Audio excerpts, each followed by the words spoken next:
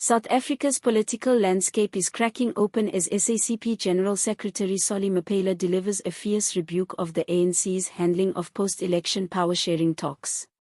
In a blistering critique, Mapaila slammed the ruling party's take it or leave it approach to forming a government of national unity, accusing the ANC of arrogance, bullying tactics, and undermining the spirit of true democratic cooperation. His words have ignited a firestorm, exposing tensions that have long simmered beneath the surface of the tripartite alliance and raising serious questions about the ANC's willingness to share real power. As South Africa moves into uncharted political territory, Mapaila's outburst may mark a turning point not just for the ANC's internal dynamics, but for the future of the GNU itself.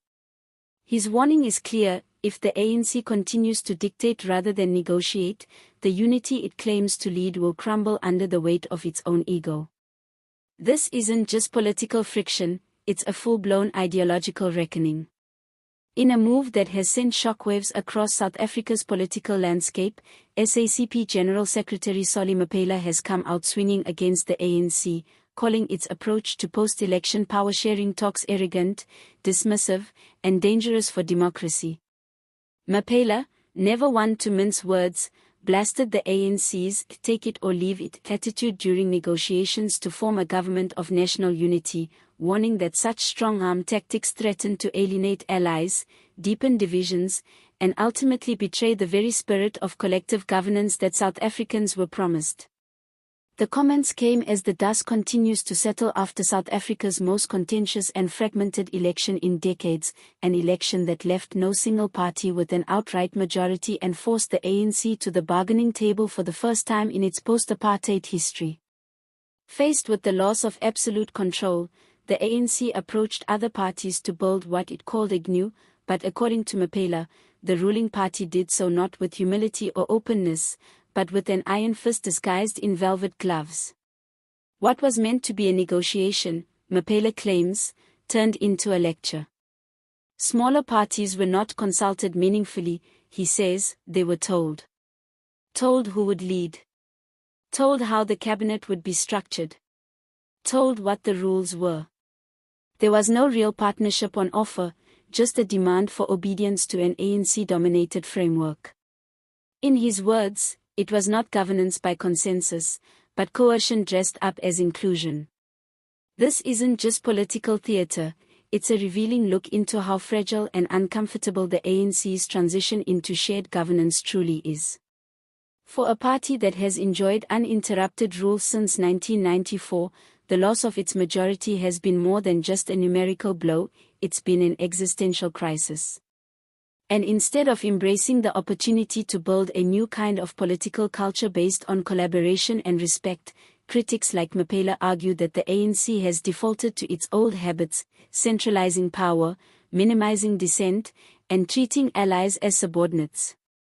Mapaila's rebuke carries weight, not only because of his leadership within the SACP, but because of the long-standing alliance between the ANC, SACP, and COSOTU. For decades, this tripartite alliance formed the bedrock of post-apartheid political strategy, with the SACP often serving as both a conscience and a buffer for the ANC. But now that alliance is under visible strain, and Mapaila's public dressing down of the ANC is a clear signal that the unity within the alliance is fraying fast. He warned that this kind of attitude, imposing rather than engaging, risks creating a GNU that is nothing more than a facade. A structure where the ANC retains power in all but name, while pretending to embrace broader representation.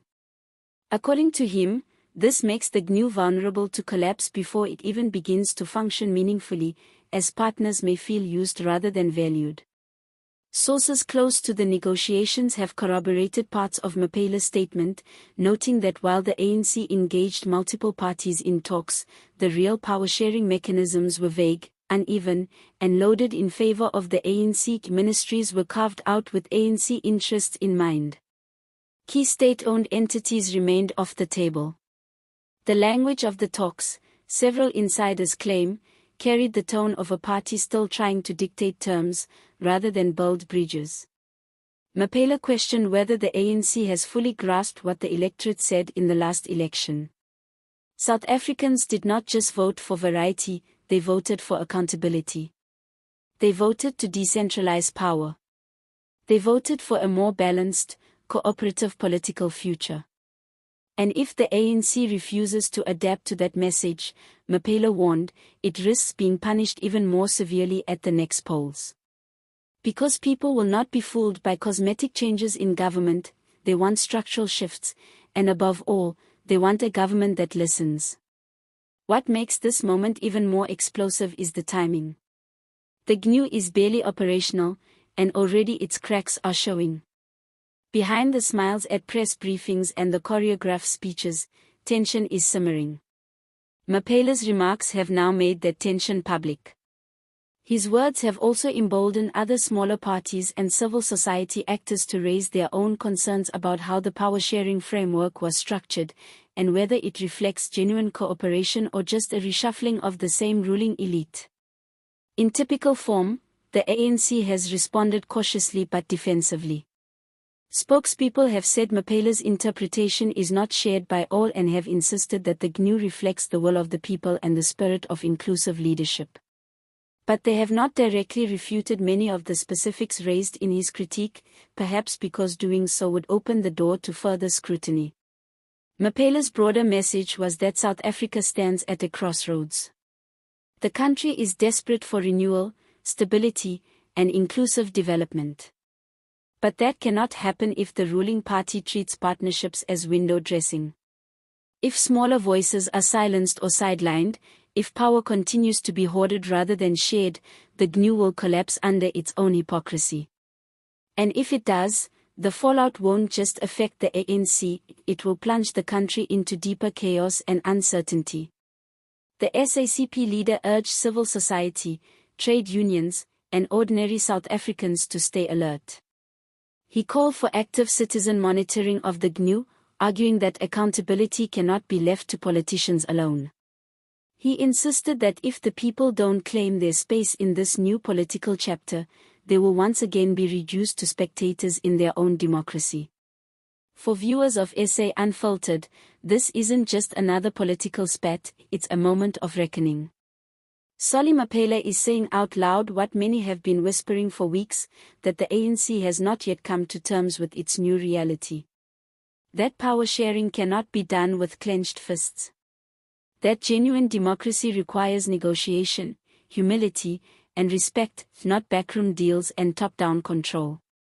This is a test, not just for the ANC, but for the entire democratic project. Can South Africa evolve into a truly cooperative, inclusive democracy? Or will old habits continue to sabotage new beginnings?